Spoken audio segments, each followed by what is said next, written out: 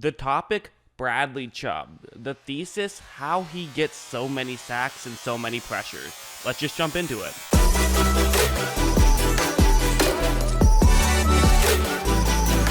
I feel like someone who has gotten a little bit forgotten about is Bradley Chubb, just because of he didn't play much last year, but I wanted to make sure people don't forget about him. And so one thing I love that he does a lot is a play like this, where he's going up one-on-one against Jacksonville left tackle 74 right there. And one thing he always likes to do is fake as though he's going to the outside. So you notice how he's moving to the outside. To be honest, he could probably fake this a little bit more. He's gone pretty close to the middle. I think there's a tell that maybe when he tries to pull off these fakes, you can kind of tell that he doesn't actually go as far to the outside as you might suspect. So that may be something he has to work on. But at the same time, I just love his technique and how he pulls this off. So when he's going to pull off this fake, one of the key things he has to do is get his left arm onto the right side of that Jacksonville Jaguars player's body. That's what he's going to have to do. Really on just the side of the body, almost close to the hip area, sort of the midsection. That's where he wants to get.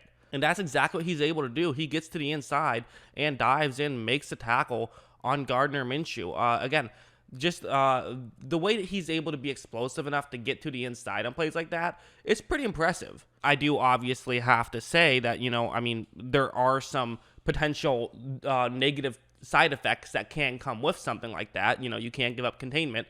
I do talk about that a lot. I'm going to talk about it with Chubb as well. But at the end of the day, the explosiveness to pull something like that off, it's really not easy to do at all. A lot of guys will use a speed move to set up an inside move, but actually Chubb does the opposite. He's so good at those inside moves that, take a look at this play. Going up one-on-one against the left tackle, he will go through his inside moves relatively frequently.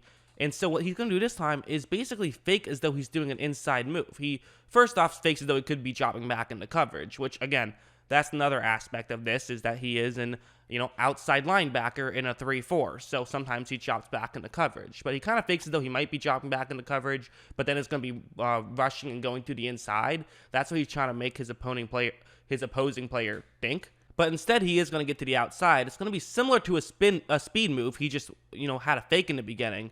But also notice how he keeps his hands moving this whole time. He does not allow 69 to ever get a really good, grip on Chubb right here. He's it's very difficult to get a grip on him because he keeps moving his arms. He slapped the outside arm out of the way and was able to get a quarterback hit.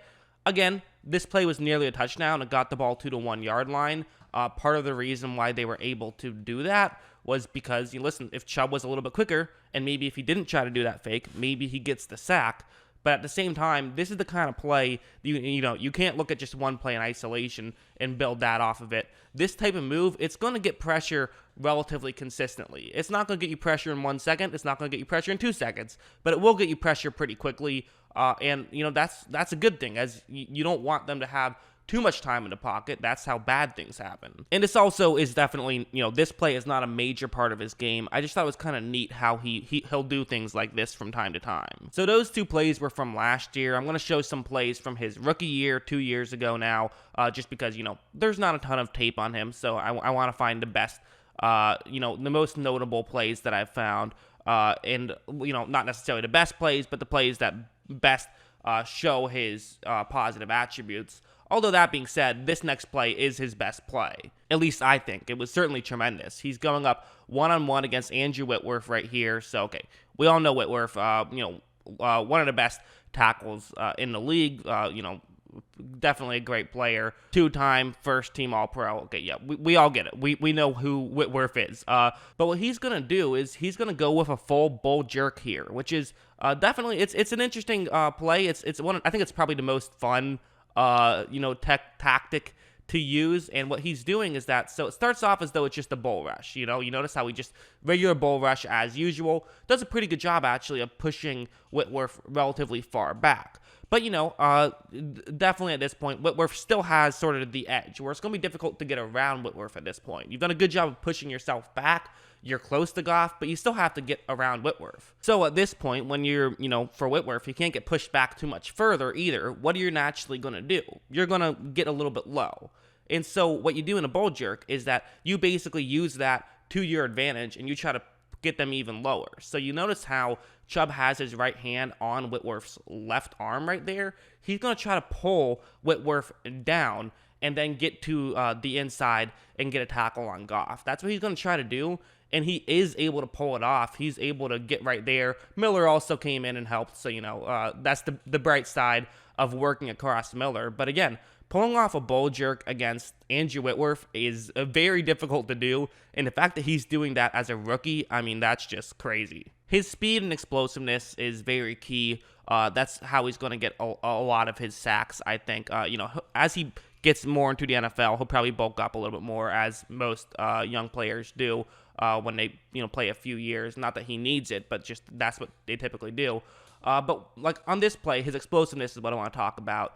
It's a twist, so you have an interior defensive lineman run basically in between the guard and tackle. The idea is that the guard is going to get out of the way, and this is actually a good situation because the center on this play is 65. He's going to be blocking another Denver player, so he's not even in this play on the left side of the screen. So, the guard moves to the left, the center is moving to the right.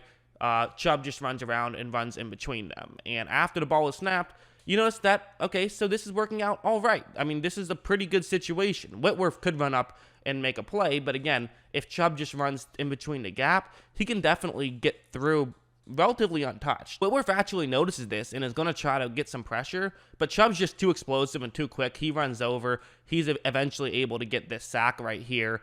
Again, it was kind of a lucky play to some degree, but I also think that shows off his explosiveness. I also love Chubb's just his ability to learn. I feel like he learns throughout the game. He plays the chess match. What I mean by that is a play like this, where this was in the first quarter of the game against San Francisco of his rookie season, where he's on the left side of the screen.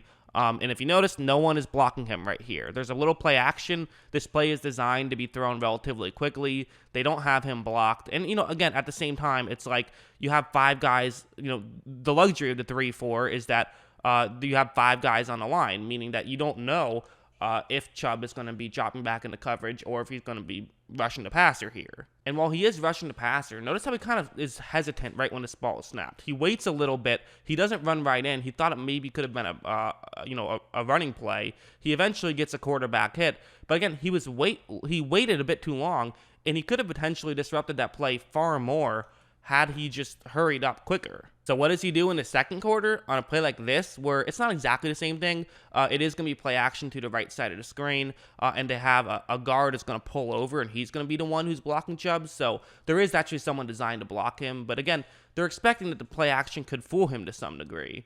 But this time, he's not getting fooled. He just charges in instantly and is able to get that sack. He learned from his mistakes. I think I saw him do this a couple of times in his rookie year. Again, didn't get a ton of playing time last year, but I think the fact that he can learn from his mistakes, he's a young player getting better, and I fully expect him to become one of the better pass rushers in this league, and people are kind of sleeping on him a bit.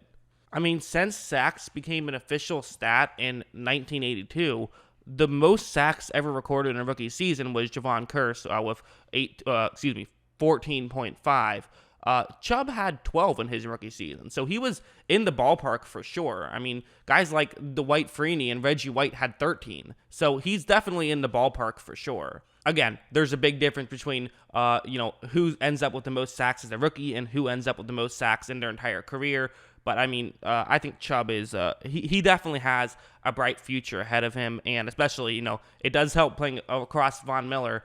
But I think you're kidding yourself if you think that's the only reason he's able to be successful. One of the best young pass rushers in the NFL. What do you guys think about Bradley Chubb? Let me know in the comments below. I always love hearing from you. And, of course, as always, thanks for watching.